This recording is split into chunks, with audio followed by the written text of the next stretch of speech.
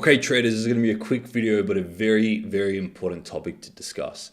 Many traders are killing their confidence and self-worth because they're making a very, very silly error in their trading. And this is significantly impacting their ability to go through the trading journey with self-confidence and self-belief that they'll be able to have the type of success they want to have. So I'm going to share in this video a very simple solution that's worked for me and works very, very well for my clients and for my students. So let's get into it. Now, the biggest killer of self-confidence and self-belief and self-worth is comparison. And many traders are comparing themselves to other individuals, usually their mentor, usually their guru, sometimes people they see on social media. And what they're doing is they're comparing themselves. And typically you have obviously spent so much time with yourself that you're aware of your two-sided nature. You're aware that you have two sides. You have a side that you would love to show off and make people know about you. You also have a part of yourself that you're a little bit more ashamed of, that you don't want people to know about you. And you're aware of both sides of you, right? You've got pride, you've also got shame. This is common for every human being. Now, what we tend to do is we tend to compare our two-sided nature to a one-sided facade that's put on social media. Because everybody has this side they're proud of and this side they're ashamed of, when they go on social media, guess what? They only put the side they're proud of out there, and they hide and they omit the side they're ashamed of. So what you end up doing is you end up comparing your two-sided nature to this facade that's put out on social media, and you beat yourself up. You ask yourself, why on earth am I not as good as this individual? What's wrong with me? Why can't I be as good looking or as healthy or as rich as this person I see on social media? Well, guess what? They have that other side too, the side that they're, not putting out on social media. They just have it in a different form. They're just not showing it to you because they're trying to market themselves in the best possible way, either to sell themselves or to sell something else.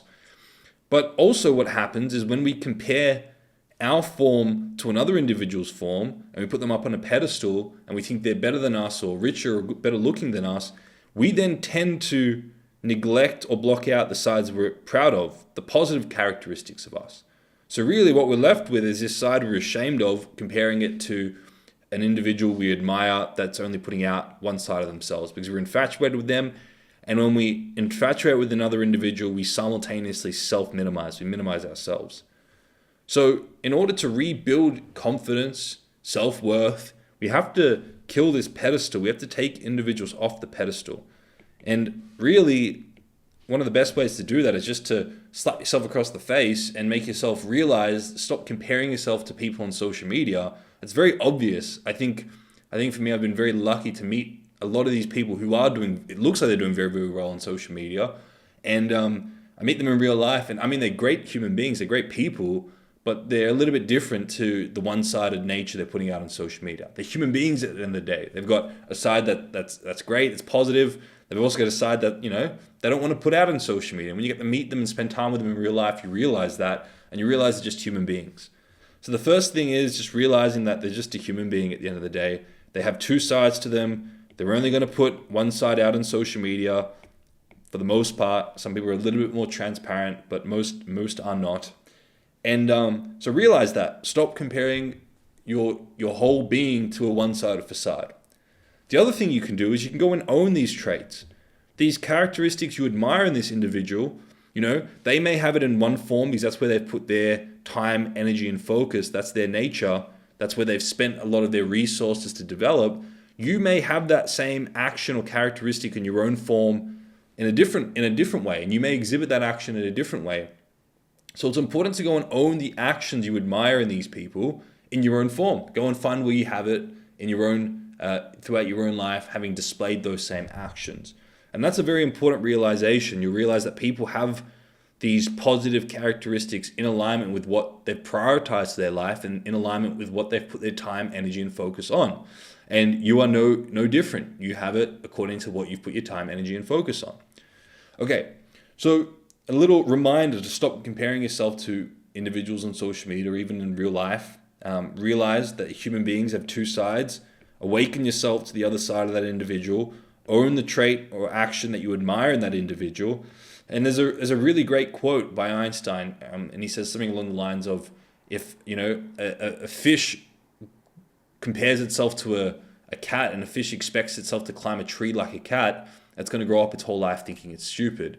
And very much that's what a lot of people do. They have their own nature, an environment they excel in, and maybe we can call them a fish for this analogy, and they're comparing themselves to an individual who has a completely different nature. That's maybe a cat. They excel doing some things, you excel doing other things. But if you're comparing yourself to them, and you're going to beat yourself up, you're going to think you're stupid. Okay? So it's very important not to compare yourself to other individuals, to recognize that you're on your own journey, you're on your own mission. Now, it's important to learn from these individuals, right? And there's a very big difference. You can respect someone, you can look up to someone and realize, you know what? They've put a lot of time, energy, and effort to get them to the place they are. I'm going to learn from that individual, not because I'm enamored or infatuated with them. I'm not in their, in their shadow. I'm learning from that individual. I'm studying what they have spent time, energy, money, resources studying. I'm learning from them. And then I'm going to apply that in my own form, my own mission to help catapult my progression. And in that way, you respect that individual. You're not infatuated with them, but you respect them, you learn from them, and then you develop and you have the opportunity to stand on their shoulders. That's a wise way to play this sort of dynamic here. And then, hey, they may be at year 10 of their journey. You may be at year 1. So already you're unrealistically comparing yourself to them because they've had another 9 years compared to you. But then when you get to your year 10, you're more likely, and in fact, you're in a very good position, and you should really surpass that individual's success if you work just as hard, if not harder than them, because you've had the opportunity to learn from their lessons and their mistakes without going through the trial and error yourself. And Da Vinci said it's a poor student who doesn't surpass their master. So if you learn to interpret this dynamic wisely, don't put people on a pedestal, rather level yourself with them, learn from them, respect them, learn from them, and work just as hard, if not harder than them, you have the opportunity to stand on their shoulders and grow at a greater rate than they did. And that's a very great place to be. Okay? And since I'm pulling out a lot of quotes today, there's another really great quote I'd love to share with you guys by Emerson, who's one of my favorite philosophers. And it's quite a long quote, but he says, "There comes a time in every person's education where they arrive at the conviction that envy is ignorance, imitation is suicide, that they must take themselves for better or for worse as their portion, though that the wide universe is filled with good, no kernel of nourishing corn can come to them but through this tower bestowed on that plot of ground which is given to them to till. The power that resides in them is new in nature, and none but they know what that is which they can do, nor they know until they have tried. God will not have his work manifest by cowards." And effectively what he's saying is that when you compare yourself to another individual and you put them up on a pedestal, you minimize yourself, you minimize your gifts, you minimize your nature and your form. And when you do that, you're killing a part of yourself trying to be someone else. And what is effectively saying is that no good can come from your life by trying to envy and imitate other people and trying to live inside their nature. The good comes from your life when you honor your form. You learn from other people, yes, but you honor your form, you honor your own mission, your own journey. You utilize other people's insights to help on your journey, but you're clear on your path and you pursue your own path. That's where you get the most results in your life. So number 4, it's very important to be authentic, to set your own goals and set your own action steps.